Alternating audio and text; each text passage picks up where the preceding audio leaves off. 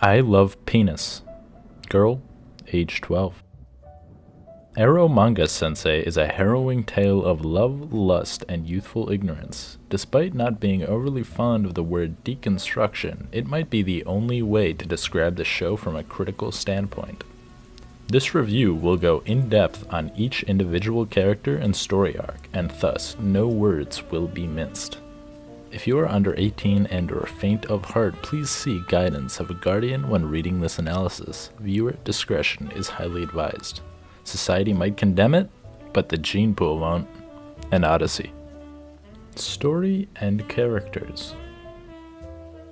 Perhaps the element the Eromanga community would vouch to be the strongest would be its relentless story.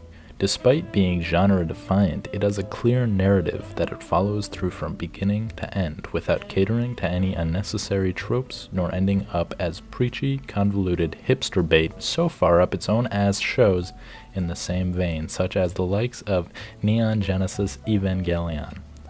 Coming equipped with powerful and bone-chilling bona fide theme exploration, it chooses not to hold your hand, but to make you think critically by painting a well-defined picture of moral grayness. Several anime have extensively tried developing upon this theme in the past, and several anime have failed miserably, but to that I say no more. Perhaps drawing closest inspiration from the likes of Koikaze, an anime heavily reliant on fanservice and otaku pandering to keep itself afloat, with very little legitimate theme exploration of the traditional Japanese family bonding. My heart has sunk deep into its chest for merely making the comparison between the two, but it is worth noting that Eromanga capitalizes off of Koikaze's strongest themes and maximizes the end result by tenfold. Despite some respectable attempts, by the start of Koikaze I was like, this is boring, and by the end of Koikaze it was dropped. But if it wasn't dropped, I'd still be like, this is boring. The consistency gap between them is apparent as day and night, but I digress. Backpedaling to the theme of gray morality, it is utilized superbly in a multitude of ways. Despite the Japanese being so openly passionate about family bonding and the like, you'd think it would be glorified tradition buried in their country's lineage for generations to both go and come. But it's not, at least I don't think it is. Even if it were, it is certainly not viewed upon in the same light as it is in Western societies, making it a more taboo topic for some, and its current mean score is a clear indication of how a select few people from our community would rather indulge in meandering drivel than intellectual discussion regarding serious topics. They shun it for what it is, not what it hopes to accomplish. Japan's declining birth rate has been a well-known and low-key touchy subject, especially for the citizens themselves. No one is eager to be brought out of extinction due to a national epidemic of personalized sex robots incapable of producing offspring. The youth of Japan is rapidly dying, and infertile 3D waifus have enslaved the brave men who once fought and gave their lives for their country, thus having society collapsing on itself.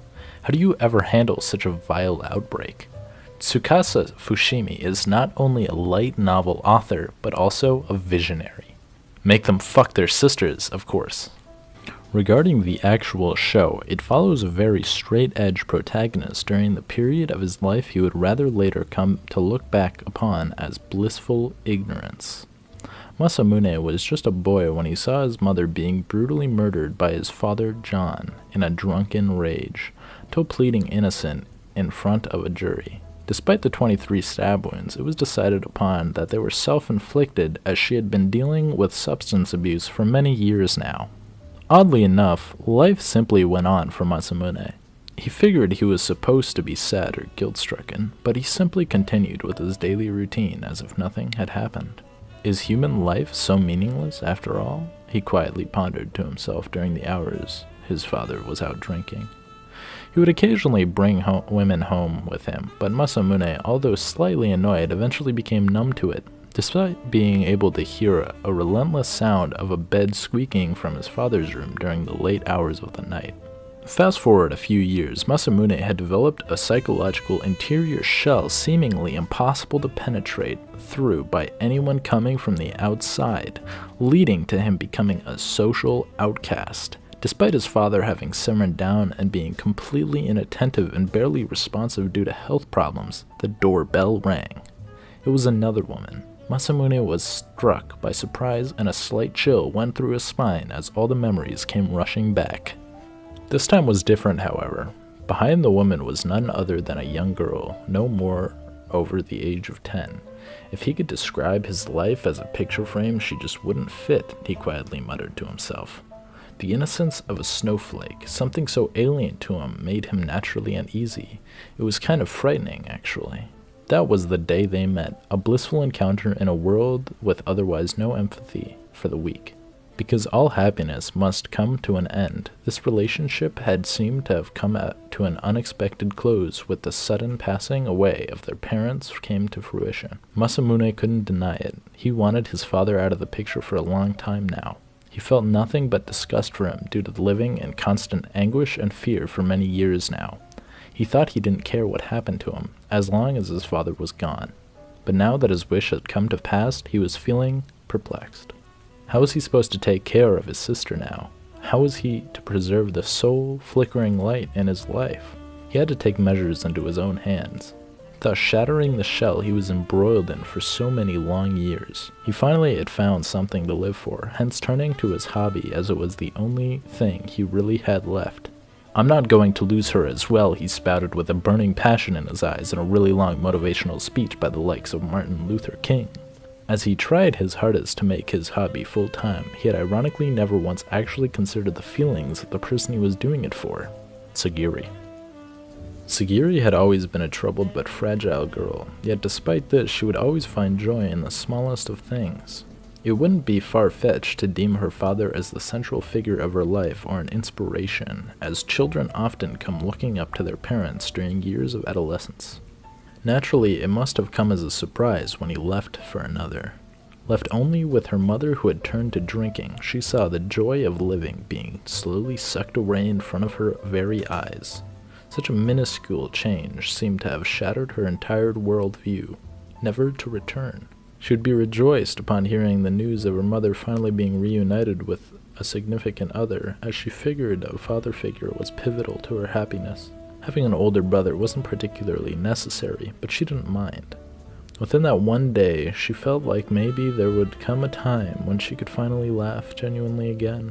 However, upon gaining knowledge of their passing, she really did have no one left to turn to this time round, hence choosing to seclude herself from the world that had no problem in treating her misfortune so casually. It was icing on the cake. Becoming a shut-in was possibly the first choice she had made on her own ever since her mother took control of her life. She would quickly become increasingly more dependent on her brother as he attended to her every day without falter, as she'd obnoxiously pounce on the floor with bare feet. She felt bad but didn't know how to capture his attention otherwise. Unknowingly, she grew more and more fond of him, but those feelings weren't merely as platonic as imagined. Seeing as she was still moderately sad, she needed a distraction to keep her mind from all the trauma that had all been recently inflicted upon her over the span of a single year. By this point, she would never make the mistake of idealizing a person just because of a blood relation or an age gap. Certainly, she did not want to end up like her mother, but she did need something to keep her mind afloat all the bleakness and depravity. That's when she swore an oath to dedicate her entire existence to something meaningful that will contribute to society as a whole. She turned to low-key porn. That's not to say she became a prostitute at the age of 10. No, rather she became equipped purely with honed talent, a pen and paper. The rest of the story from there follows the theme of ambition as the relationship shifts from ever so slightly out of focus. At first seeking individuality, they later decided to team up in order to make their dreams a reality, all the while still much oblivious to each other's growing feelings. Along the way, they meet many troubled personalities, rivals, and form companionships, among whom Yamada Elf and Muramasa Senju perhaps stick out the most. You might have noticed that by now the common thread of all these characters are their parent issues, and Elf Yamada is no exception. Coming from a wealthy and very strict family, she had been brought up mostly by her single mother, who had perhaps done so only due to pure obligation. Upon confessing to Masamune, she tells him and us, the viewer, how her late father had been very pathetic when proposing to her mother, but it was something she admired. This honesty goes in direct correspondence with everything her character stands by, be it the loud pomposity or the snarky attitude that intentionally makes it seem like no one is worth her time. Although I wasn't a fan of her at first, her character quickly grew on me by episode 9 and easily claims the spot in my top 5 Eromanga characters of all time list. She also has very pointy ears, which I imagine could either be her being really devoted to her pen name or a result of some deeply rooted deformity that runs in the family. Senju Muramasa is a shy but caring girl who approaches Masamune solely in the hopes of completely eradicating him and his whole ambition whole. Unbeknownst to him, she is actually his biggest fan and devotee who is only upset because he switched genres midway through his crappy light novel career. Albeit a practical decision since Masamune's novels didn't sell shit, some diehard fans always get a feeling of betrayal when their favorite artists leave behind what got the viewer invested in the first place. Her character is a perfect practice of radicalism and how simple admiration can turn into eerie obsession, with her even getting to confess her love to him at some point. Despite only meeting once or twice and being completely oblivious to him as a person rather than an author, the sad truth is that she has memory loss issues, and even though she is a successful light novel author, she often ends up forgetting her own work. Some might view this as being unrealistic, but Alzheimer's tend to develop at a younger age than most people think, which may or may not be related to her never changing clothes and staying in that one rugged kimono for the entirety of the series. This haunting look at mental illness grants her entry into my top 5 Eromanga characters of all times list, with ease. Chris Yamada is an international drug kingpin who started his career early in his teenage years. He had always had a very narrow-minded and pessimistic outlook on the world and saw himself as above the law. He could see through people, their personalities, their feeble and petty conflicts, facades, and insecurities. He saw through it all. After he learnt of his father's terminal cancer, he was baffled and confused. After a one-on-one talk with him, Chris finally understood the reason behind his father's absence for so many days on end. "It shall be passed on to you," he said. At that moment, Chris's worst fears came to fruition, upon finally realizing he had never had the choice to begin with. We all walk a predetermined path, a path already paved by someone else. Chris continued on his family's lineage and inherited his father's drug money shortly after his passing. He had to start low, so he immediately settled for a light novel publishing company, partly because he saw it as a convenient base of operations, and partly because he knew his sister, Emily, also took interest in it. It would not be an exaggeration to state if there was anyone in the world he truly cared for, it would be his younger sister, a trait he would later recognize in Masamune as well. It would take years of trafficking and illegal underhandedness before their faithful encounter. Staring deep into his eyes, Chris could only see a younger version of himself staring back at him with an expression of sheer disappointment. He realized how badly he mistreated his younger sister by leaving her all alone and then using her as an act to bypass suspicion if anyone wondered why he owned a publishing company. It was the last straw. Chris would then go on to become an impressive businessman after dropping the drug act before completely going off the radar, never to be seen again. Some say he finally made his way to Rivendell. Art, animation, sound. Oh yeah!